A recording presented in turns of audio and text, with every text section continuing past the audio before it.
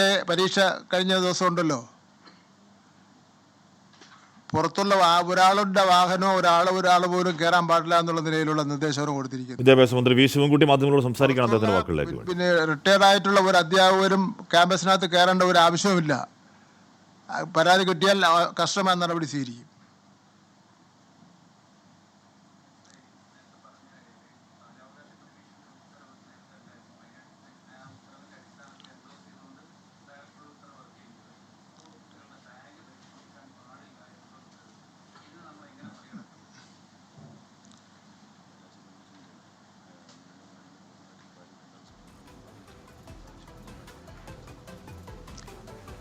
ഈ ബാലാവകാശ കമ്മീഷന്റെ നിർദ്ദേശം ഉത്തരവെല്ലാം പൂർണ്ണമായി നടപ്പിലാക്കേണ്ട കാര്യമില്ല എന്ന് സുപ്രീം കോടതി പറഞ്ഞിട്ടുണ്ടെന്നാണ് എൻ്റെ ഒരു ഓർമ്മ.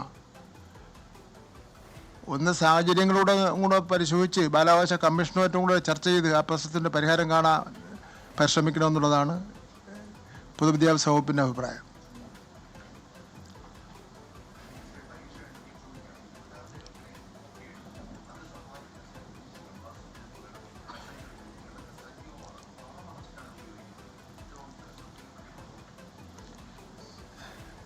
സെക്രട്ടറി DG പറയട്ടെ.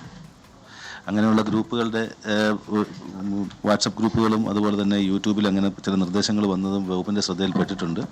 അതിൻ്റെ ഡീറ്റെയിൽസ് കളക്ട് ചെയ്തുകൊണ്ടിരിക്കുകയാണ്. ഇതിനു മുമ്പ് ഇതുപോലെ തന്നെയുള്ള ഒരു ഗ്രൂപ്പ് ചില ചോദ്യക്കടലാസുകൾ ഷുവറായിട്ട് വരുന്നു എന്നുള്ളതിൽ വകുപ്പ് നല്ല ശക്തമായ നടപടി സ്വീകരിക്കുകയും അയാളെ